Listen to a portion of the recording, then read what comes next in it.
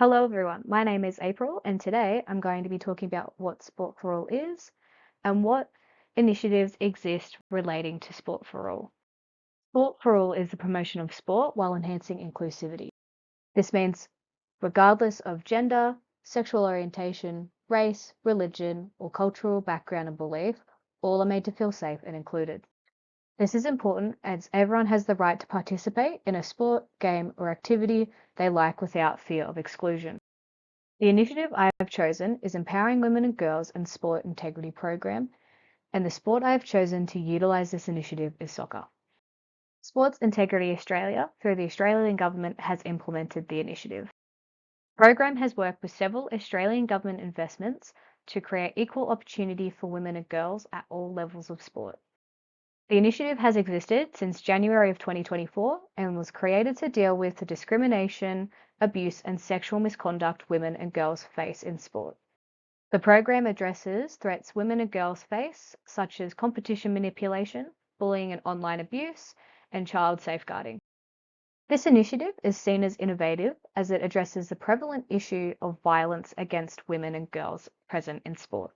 By creating a program to prevent acts of violence against women and girls in sport, the initiative addresses research recommendations, such as those discussed by Forksdyke and Giles, Forksdykes and O'Sullivan's research regarding practical applications to address these problems, such as campaigns and training to recognise and prevent violent behaviours. Football Federation Australia discusses the importance of strategies to recruit and retain female referees, as well as building a supportive environment for women, and the initiative echoes this. Sports Integrity Australia wanted to develop a program to create sustainable and proactive ways to prevent threats to women and girls in sports and ways to respond to these threats. In order to encourage participation and empower women and girls, the program is structured around four key pillars: support women in leadership by strengthening integrity environments, empower through education, influence through partnership, and understand and strengthen integrity environments. The four pillars are part of the program strategy and can be found on the Sport Integrity Australia website. The webpage goes more into depth about the pillars, and this is accessible to anyone. In my opinion, while this initiative focuses only on women and girls, it encourages all women and girls of any race, sexual orientation, or cultural background and lifestyle to participate.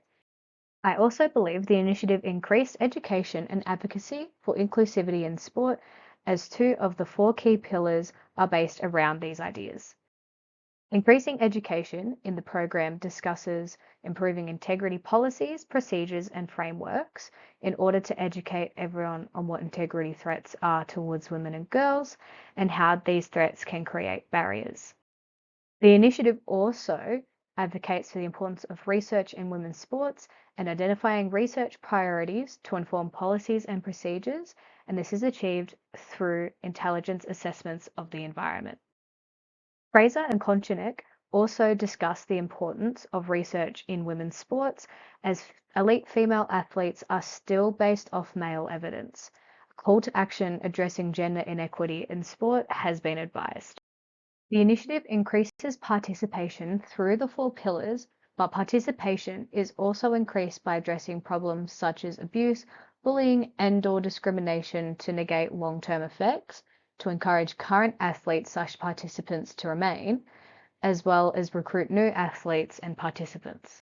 As discussed, the initiative is able to increase diversity, education, advocacy, and participation in sport, and is able to achieve this by having a completed strategy that is easy to follow. The initiative also discusses how their alignment with other national sports strategies will be used. This includes having fair representation and opportunities for women in sport, increasing participation and leadership, and connecting communities. While the program outlines how the strategy is applied, it only mentions how Sport Integrity Australia plan to apply it. If so, this may cause financial strain on some clubs and associations to hire external resources. Overall, I believe this initiative has a lot of potential for the increased inclusion of women in sports like soccer, as well as motivating other sports associations and bodies to follow in their footsteps. Thank you all for listening.